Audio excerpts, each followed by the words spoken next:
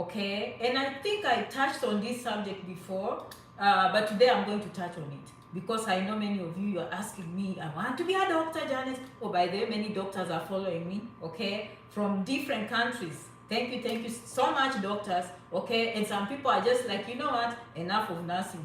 Enough of nursing. I want to aim high. Oh, sorry if you are not a doctor, okay? Nothing against the nurses because we talk about nurses too much, and some people are like, enough of that, okay? So Janet is going to say enough too. Enough, okay? Doctors are tired of hearing nurses, okay? Right, doctors? The doctors are like, enough of these nurses. You know, the doctors are listening on the sidelines and saying, enough of these nurses, okay? And you say, Janet, how do you know? Janet has family members in this profession, okay? Breaking news, she's married to a doctor, okay? A doctor decided to put a ring on Janet, okay? All right, he's working on the orthopedic surgery, okay? Sorry for breaking the news. If you've been thinking Janet is on the market, Janet is off market, who told you not to propose? I was here, you did not. So a doctor decided to put a ring on Janet, and Janet said yes, okay? And so I know this process is firsthand. So don't go saying, Janet, how do you know? No. Okay, firsthand, family members. Okay, so let's go. I'm going to break this in 3 categories. Do you understand? I'm going to break into someone with a green card, okay? And then I'll say someone without a green card, okay? But in America, and someone outside America. So let's just, I'm going to cover all the scenarios because I know some of you, okay, you don't have the papers. It's very, very expensive to be a medical doctor. And by a medical doctor, I mean in the United States. We are not talking because Janet only talks about America, okay? So let's start with this doctor who is outside America, went to school for medicine. And many of you are listening to me, okay? You've been requesting these videos for so long. Some of you are doing biology, chemistry, biochemistry, or just want to aim high, okay? We are talking about medical doctors, okay? We are not talking about PhDs, okay? So if you are one of those people who did history and you're doing a PhD, we are not talking about you, okay? We are not talking about psychologists who decided to do a doctorate, okay? We are not talking about pharmacists who decided to do doctorate.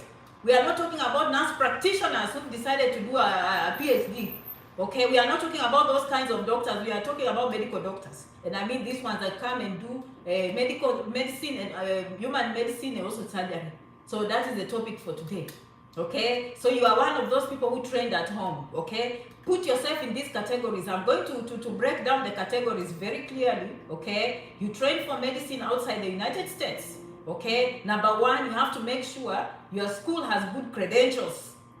Okay, what did I say? Your school has good credentials. What do I mean? Of course, good credentials in your own country, okay, and you are licensed to be a medical doctor in your own country, and you covered enough medical education in your own country, okay. Now, after you are licensed, you have to review with ECFMG. Of course, you guys, you have, and by the way, medical doctors know this position. They know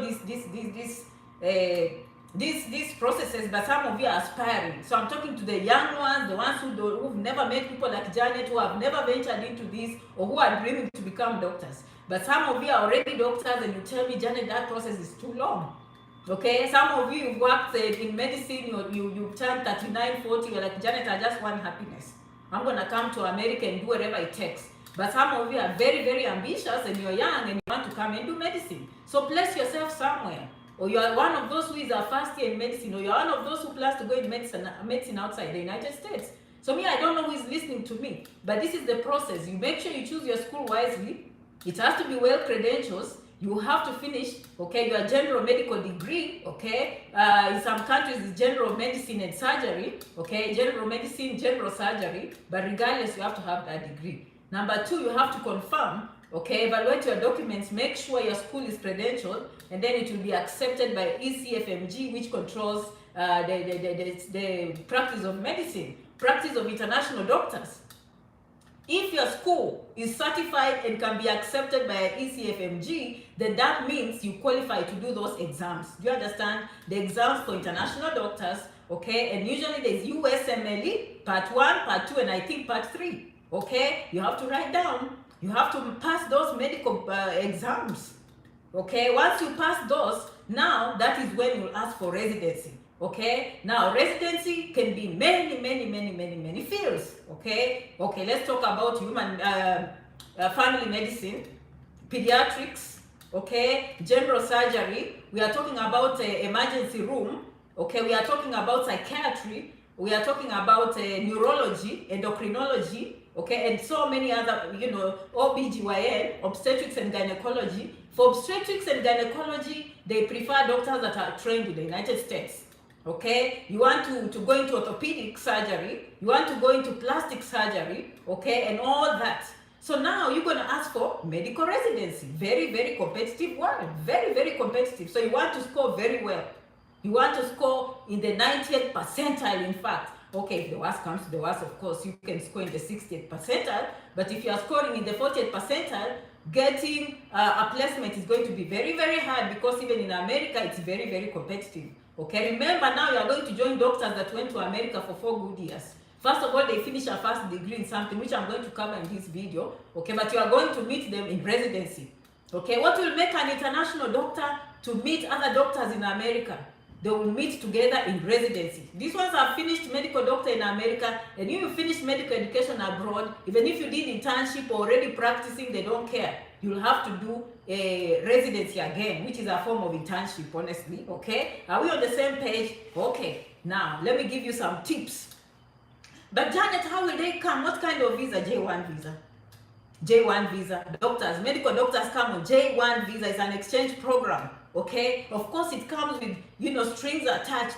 You're supposed to go back home. It's called a home residency requirement, 2 years, because it's an exchange program. But guess what?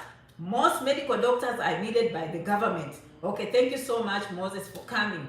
Okay, since they are needed, okay, they are waived. So if you work with a government organization, or you work with hospitals that will prove to the immigration that, hey, we need these services, we need him to be working in underserved areas, then definitely they are going to do what? To waive the J1 visa. And eventually an employer will pick you up, okay, and now file for you papers to work in America legally. Okay, that is a simplified form. So in other words, Janet is saying, if you are a doctor trained outside the United States, which of many of you already know the process, but I'm talking to those doctors who are young, okay, who are in 3rd year, who are just starting, and they've never dreamt of coming to work in America, this is their video, okay? And if coming in new, just know Janet has been through these processes. And right now, Janet is married to a medical doctor. Yes, you didn't know that, so let me just tell you that, okay? All right.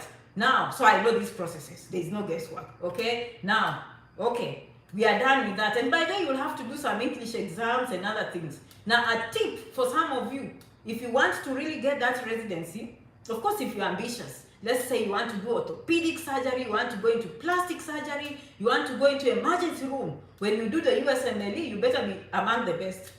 Among the best, I mean maybe 80, 90 percentile. But of course, if you have a story behind, it's not about grades. The good thing with America is not always about grades.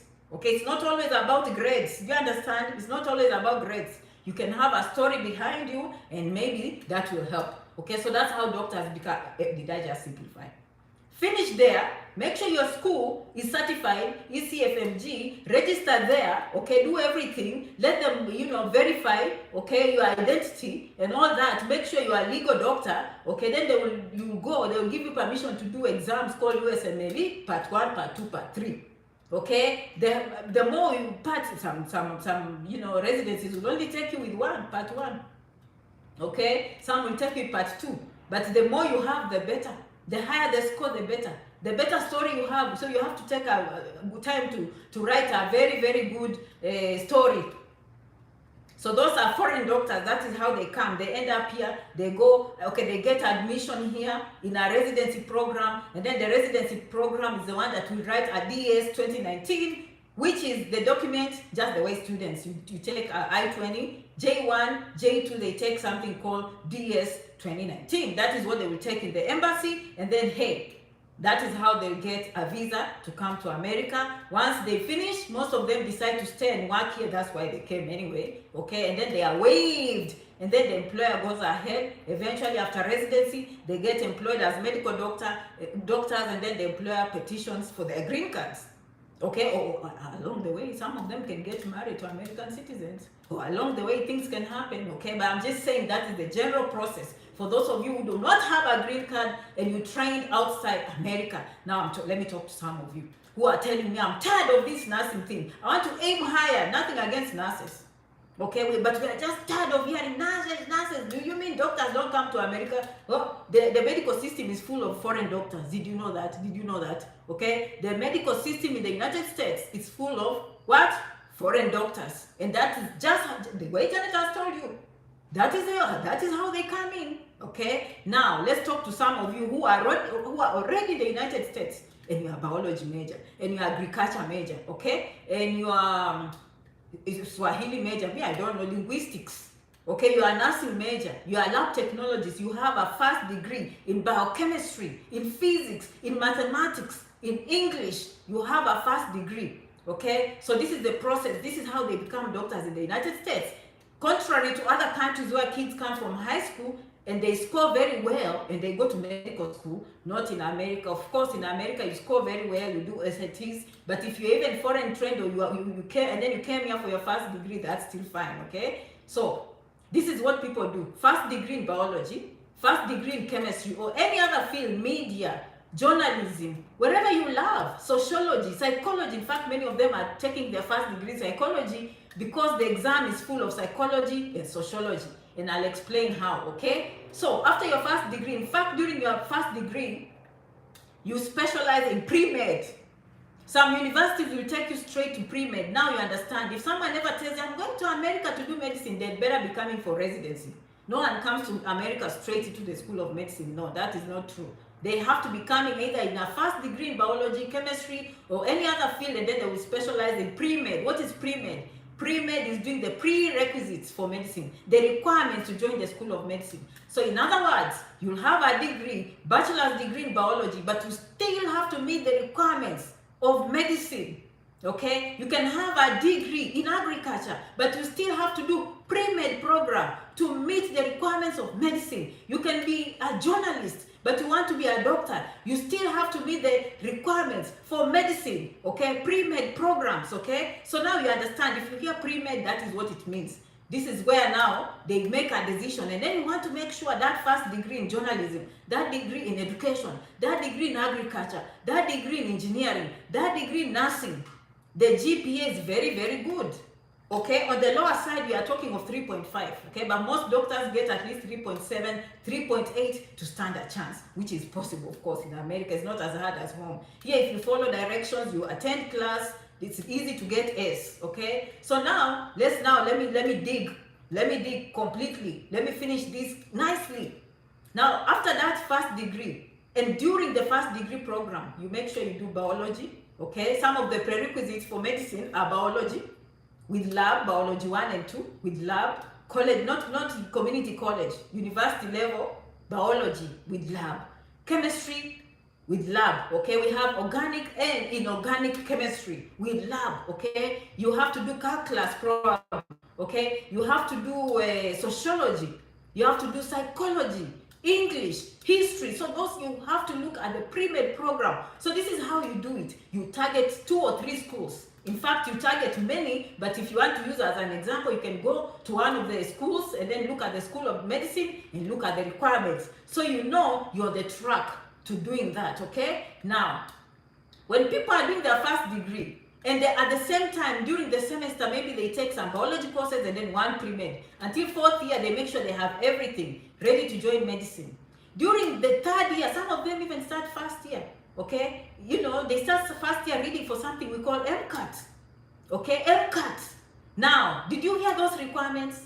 Bachelor's degree in any field with a very, very good GPA, in fact, a high GPA.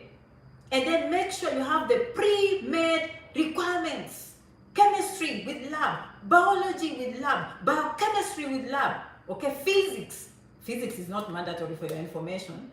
Okay, history, sociology, mandatory. Psychology, mandatory. Okay, many doctors, let me tell you a secret. Some of the doctors go, I want to do biology, I want to do chemistry. Well, if you are good and you have time to get A's, go ahead. Of course, these are very ambitious people, very smart.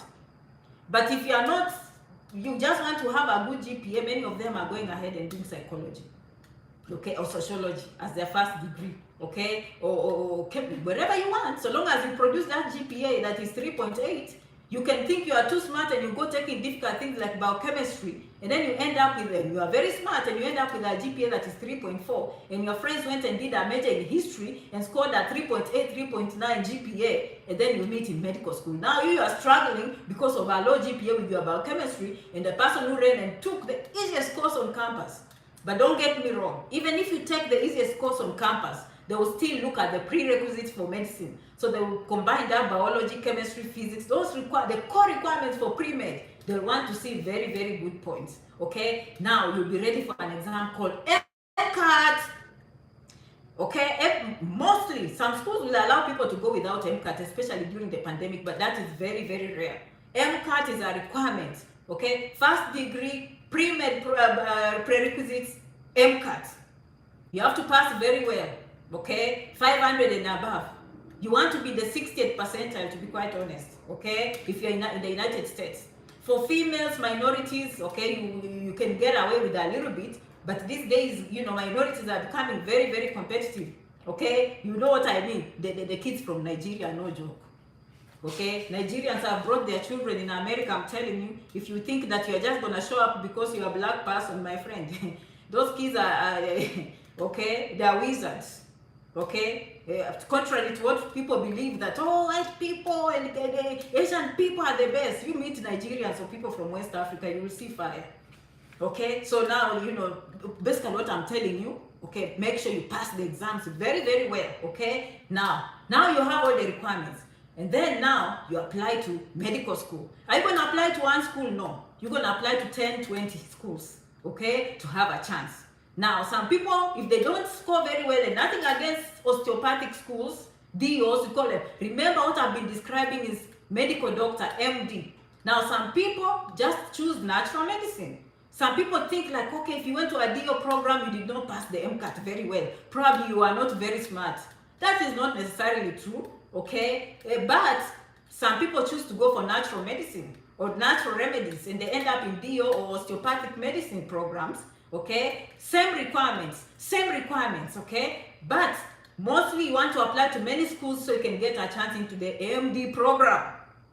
Okay, now some people again, if they don't get into that, they end up being physician assistant. Okay, now that is for another day. Okay, if you miss getting into medical school, I've just described. Now let me just put a caveat. The description I've made now, okay, is for people assuming that either you have papers or you do not. So let me assume you're an international student and you don't have papers for medicine, for green card. Remember, joining medicine is going to be very, very hard because it's an expensive, extremely expensive program. Okay, because we are thinking of the first degree, maybe you can hustle, work nights and go to school and do that biology. But let's say you needed loans. The first degree might cost you $40,000 per year. Then the medical education itself is gonna cost you minimum maybe $140,000, $150,000. Most programs, medical programs cost about $250,000 and above. Sorry. So now let's come to the point. So if you're an international student, what are you gonna do? As we speak, I'm coaching some. This is what they are doing because they told me, Janet, nursing is not for me. But I say, okay, it's not for you, but how are you gonna get the green card? And since they have their first degrees in chemistry, biology, or whatever they have, they are running into accelerated nursing program for 12 months, produce a green card, and they are still going to aim for MCAT, my friends, and do medicine. That is what you do. I mean, this is not for the faint-hearted. And for some of you who say medicine is too long, Janet, I don't want to spend 12 years. True. But let me tell you, many of you watching me, remember I told you this is not for PhDs or wherever. How many years do PhD before you start saying medicine is too long? If you're someone listening to me and you have a PhD or you have 2 master's programs, how long did it take you? You went for your first degree, right? And then you went for master's 2 years. We are making first degree bachelor's 4 years, master's 2 years, and then you went for PhD 3 to 5 years. So 5 plus 6 is what, 11 years. So what are you telling me? Medicine, you go first degree, let's say biology, chemistry, linguistic, wherever, media. Okay? Then you go for another medical degree, which is 8 years. That is the end of medicine. Why am I saying that? You can join a residency program minimum 3 years, but mostly 4 if you go into surgery 5, 6. But those are paid programs, my friends. So do not fear time. All you need is to put down your first degree just like anyone else. Everyone does a bachelor's degree. And many of you go for masters. So why do you say, medicine is too long? And some of you say that, and I see with PhDs. So who took longer? A medical doctor took 4 years, okay, of biology plus 4 years of medicine, total of 8 years. The 9th year they start working in a program called residency because they pay them. It might not be as high. They pay them like teachers, maybe 40,000, 50,000 US dollars per year. So you are already getting paid. Residency programs are not for free. You are not paying loans. You are getting paid for working. Yes, it's residency. So what am I saying? 8 years is all you need to hustle in medicine. And so if you have a PhD from now on, don't say medicine is long because you went to school longer. And then you went back outside and the doctor will come out and blow more money than you. Okay, so it's up to you and what you want. Medicine is not all about money. It's a calling, my friends. Okay, but I'm just saying, if you are one of those people who use a time as an excuse, that is not true. So now I've just explained, okay, people who do not have a green card, but they are international students, you have to find a way to get a green card because you can get student loans. Alternatively, you can get maybe the Empower loans to help you if you get into the School of Medicine. But the admission office is looking for that green card because they trust the green card, my friends. Or you get a family member to co-sign for your loan. Okay? And hoping that you scored very well and the university loves you so much and they've given you a chance in medicine. And they are wondering how you are going to pay. And in that case, you can say, hey, my uncle or my dad is a citizen and they have good credit and they are willing to co-sign for my loans. Alternatively, you have to marry American. Alternatively, you have to find a way to pay. Now, for those who have a green card, I just explained, I don't need to, same process except for you. You just get what? A student loan to pay all your medical education. Same thing to citizens, same thing, okay? So that is how it happens. Residency now, if you're a foreign doctor, even here in America, and all you care is about being a doctor, you don't have specifically, and you just want to enter into residency, you want to choose family medicine, it's the least competitive and it's among the least paying. Pediatrics, okay? Psychiatry used to be easy to get in, it's becoming competitive too. Okay, the most competitive, of course, plastic surgery, oral maxillofacial surgery, orthopedic surgery. Is this for the smart ones? Okay, this is for the smart ones. And Janet is married to one of them. Okay, who told you not to propose? I didn't tell you not to propose. Okay, I didn't tell you not to propose. Someone decided to propose. Okay, so I don't want to keep you long on this video. I'm sweating today. Okay, now some of you have been asking me, Janet, do this video I've done for you. Some of you are watching me from Uganda. I have doctors watching me from Uganda. I have doctors watching me from Nigeria. And of course, I haven't talked about Canada in this program, but I've broken down, okay, the way people do it. Alternatively, if you are a foreign doctor and you don't want to do the J1 thing, you can still find a course, a master's program, come here, and when you reach here, maybe do accelerated quick, get a green card and throw yourself into that medical school because the loans, okay? But if we want to do all the exams, you come on J1, okay?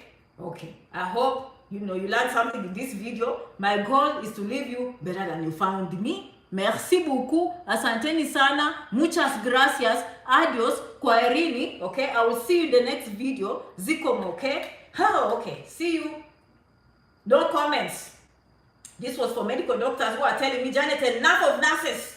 We are tired. You know how at home they are very prestigious. Even here they are very prestigious people. And they wonder why you keep on talking about nurses. You keep on talking about nurses. How about, yes, America is full of foreign doctors. Thank you so much. Let me go shower. I'm sweating enough, okay? Always proud of you, Janet. You are always on point. I must say you are well read. When I come to information, I'll book my appointment coming next week. Thank you so much for booking appointments, and I can't wait to talk to you, okay? All right. Book appointments, janetrangi.com. You will get my email, my phone, okay? But for those who say, Janet, we can't find you, it's because you are behind news. It's demand and supply. You understand? So if I have 20 people wanting to talk to me, then demand and supply. Within 24 hours, you do the amount of hours that I need. That is how we make decisions on consultations.